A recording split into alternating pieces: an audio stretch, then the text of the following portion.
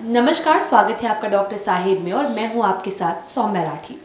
Doctor साहब के आज के एपिसोड में हम ये समझने की कोशिश करने वाले हैं कि कई बार लोगों में ये समस्या होती है कि गर्दन बहुत ज़्यादा काली हो गई है।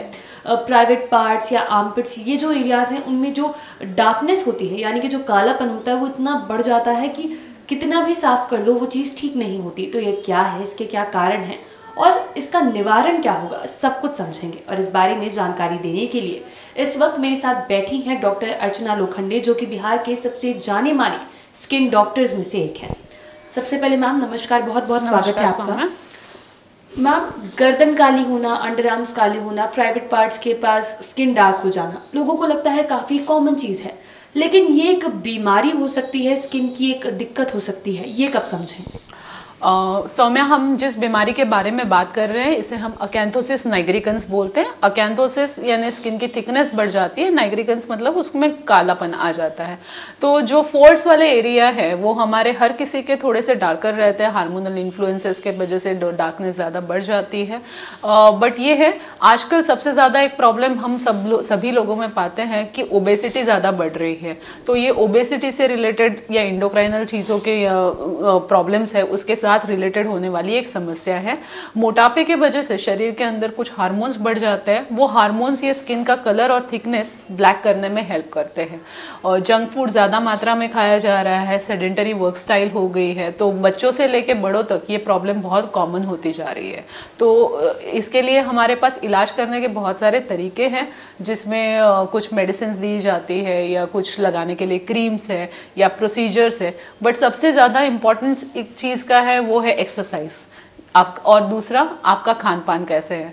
जैसे खान पान में हाई कैलोरी डेंस वाले जो डाइट्स है या जंक फूड है, चीज़ है, बटर है, ये सारी चीज़ें बहुत ज़्यादा लोग आजकल पसंद करते हैं और वो खाने के वजह से उसके वजह से फैट की मात्रा बढ़ जाती है और एक्सरसाइज बहुत लैकिंग है। सेडेंटरी लाइफस्टाइल हो गई है, एक ही जगह पे बैठ के मोबाइल टीवी देखना या गेम्स नहीं खेलना।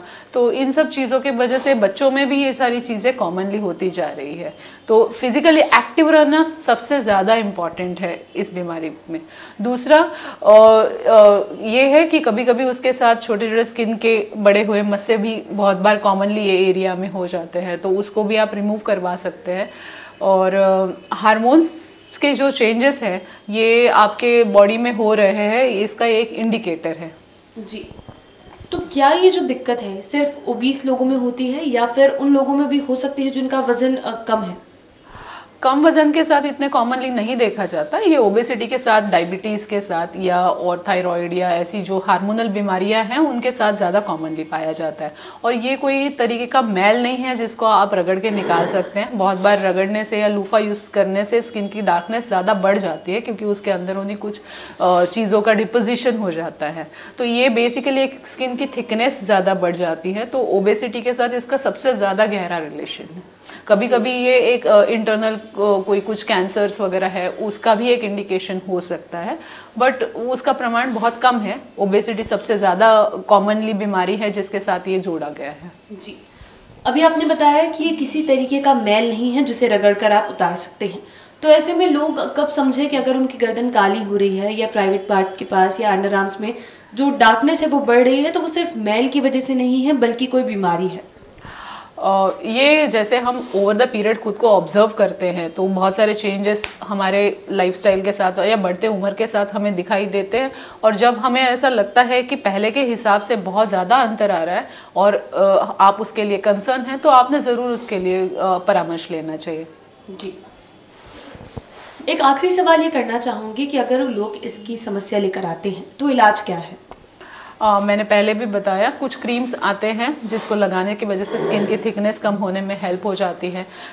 एक्सरसाइज और खान पान ये बहुत ज़्यादा इंपॉर्टेंट है। वेट रिडक्शन से जो इफ़ेक्ट आएगा वो कोई मोडालिटी उतना ज़्यादा इफेक्ट परसिस्टेंट नहीं दे पाएगी, क्योंकि क्या है, हम ट्रीटमेंट करेंगे ही भी और उसके साथ अगर पेशेंट का वजन बढ़ता ही रहेगा या वो प्रॉपर केयर नहीं ले रहे हैं तो डार्कनेस आने के चांसेस ज़्यादा बढ़ जाते हैं। आपके खान पान में हरी सब्जियाँ, फल, अलग अलग कलर के सब्जियाँ और फल होना बहुत ज़्यादा ज़रूरी है। और उसके साथ लेजर्स है, केमिकल पील्स है, ऐसे डिफरेंट ट्रीटमेंट्स है जिसके वजह से स्किन की डार्कनेस कम होने में हेल्प हो सकती है। जी, उम्मीद करती हूँ कि डॉक्टर साहिबा ने जो सारी बातें बताई हैं आपने उन्हें ठीक तरीके से सुना और समझा होगा। इसी के साथ जल्द मुलाकात होगी अगले एपिसोड में। तब तक के लिए अगर वीडियो को फेसबुक पर देख रहे हैं तो पेज को लाइक करें, यूट्यूब पर देख रहे हैं तो चैनल को सब्सक्राइब करें। कमेंट सेक्शन या मेल बॉक्स के माध्यम से आप बता सकते हैं कि डॉक्टर साहब से आपके क्या सवाल हैं। धन्यवाद।